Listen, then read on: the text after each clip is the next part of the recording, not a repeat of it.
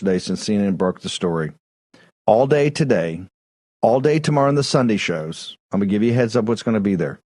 And all Monday and on national TV, starting at noon, they're going to do a pregame, and then 1 o'clock is going to be live. And then Rachel Maddow's already announced she's coming back off the beach to do a special on Monday night, MSNBC, a whole hour special. The J6 committee is going to bring criminal charges against, or recommend they're going to go to justice. It's a symbolic, but they're going to refer President Trump for criminal prosecution. And we're going to spend a lot of time on this in 2023. I want to reintroduce you to an individual that has really dedicated his life to get to the bottom of it. And this is part of the story you're going to have to understand, because you're going to see it take place. You're already seeing it take place, but it's definitely going to take place around President Trump. The individual is Geoff Shepherd. He was in the Nixon White House. He's dedicated his life to get to the bottom of what really happened at Watergate, because the story you've been told is not the real story. The latest book, he's done 3, but the latest book is the Nixon Conspiracy, about how they really plotted and took President Nixon out. And I'm not making any defense of Richard Nixon. Was not the best guy in the world, but he was a great president, and he stood for some great things. Domestic policy, maybe not so much, but in strategically and international policy, among the finest, and he came into a terrible situation with the Vietnam War kind of dumped in his lap. Geoff Shepherd, walk us through what's the Nixon Conspiracy, and particularly one aspect nobody's ever really focused on is the federal judiciary, which is kind of held up, sacrosanct like Caesar's wife. The federal judiciary, the Department of Justice, and these Hill staffers, these staffers on the Hill that work in conjunction. They worked in conjunction to take down a president, and hey, they're working in conjunction now to thwart, one, to make sure Trump didn't have his legitimate second term, and 2, make sure Trump never comes back again. Geoff Shepherd, the floor is yours, sir.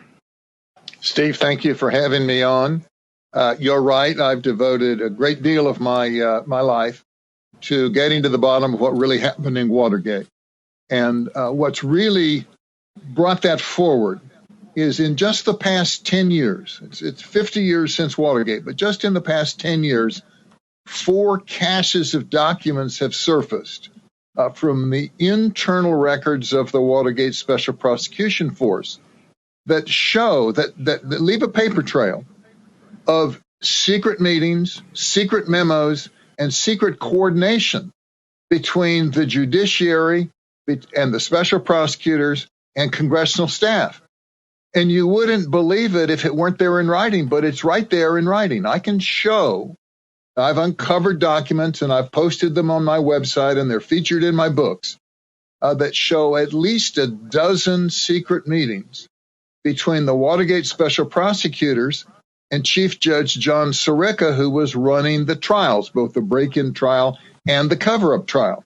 And you don't have to have gone to law school to understand you're not supposed to have secret one-sided meetings with a judge. And we've also uncovered proof that Archibald Cox became so worried about Judge Sirica's bizarre rulings. They're always pro-prosecution. He may as well have sat at the prosecution table, that Archie Cox called on his friend, Chief Judge David Bazelon of the D.C. Circuit, and urged him to stack the deck on any appeals from Judge Sirica's criminal rulings in Watergate. So what you find, if you look, is there were 12 criminal appeals from Judge Sirica's Watergate trials, and in all 12 of them, the D.C. Circuit heard the case from the beginning, what's called en banc, the whole 9 judges. Now, in the circuit courts, it's supposed to be 3 judges on a panel. And if you think that wasn't the right decision, you can petition for a rehearing before all the judges. But here, for the first time and only time in American history, 12 Watergate cases were heard before the 9 judges, and that's because it preserved the liberal control of that court.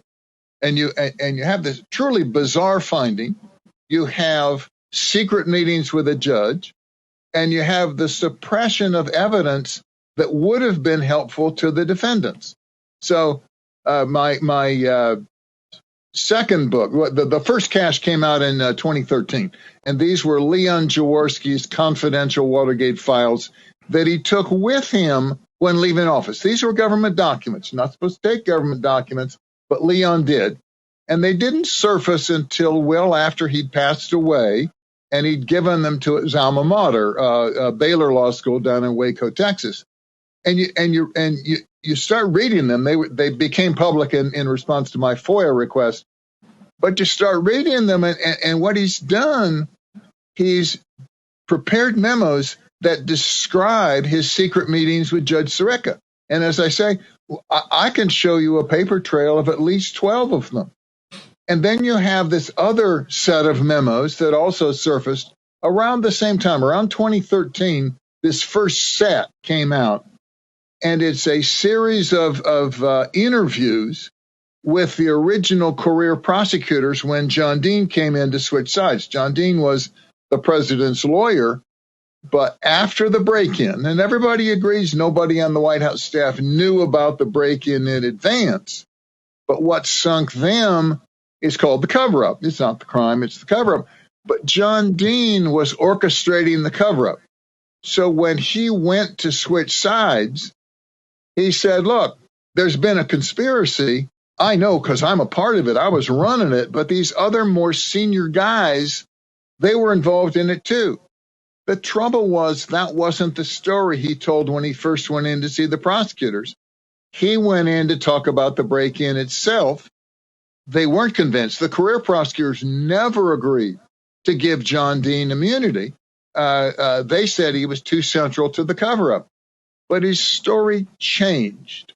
And when your story changes in the hands of the prosecution, that has to be shared with defense counsel. And it wasn't. And I've uncovered the key memo that goes right through it day by day when he's seeking immunity and describes his change in testimony. The defense should have had that made available to them for the trial. Now, what happened, and that's what brings the parallel to today, Steve. I tell you what, hold it, Jeff, hang on 1 second, because I want to have a dramatic pause. Okay. I want to keep them hanging through the break. Geoff Shepherd, we have to understand this. It hasn't been discussed enough. It hasn't been looked. The books are stunning, and we have to understand this because history is repeating itself.